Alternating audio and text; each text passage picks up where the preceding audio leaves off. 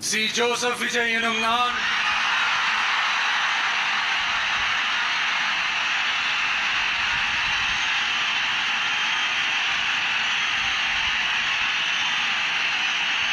சட்டப்படி அமைக்கப்பெற்ற இந்திய அரசியல் அமைப்பின்பால் உண்மையான நம்பிக்கையும் மாறா பற்றும் கொண்டிருப்பேன் என்றும் இந்திய நாட்டின் ஒப்பில்லாத முழு முதல் ஆட்சியையும் ஒருமையையும் நிலை நிறுத்துவேன் என்றும்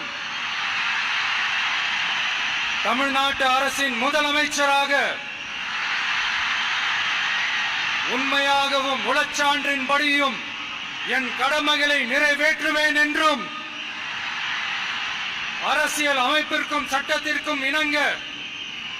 அச்சமும் ஒருதலை சார்பும் இன்றி விருப்பு வெறுப்பை விலக்கி பலதரப்பட்ட மக்கள் அனைவருக்கும் நேர்மையானதை செய்வேன் என்றும்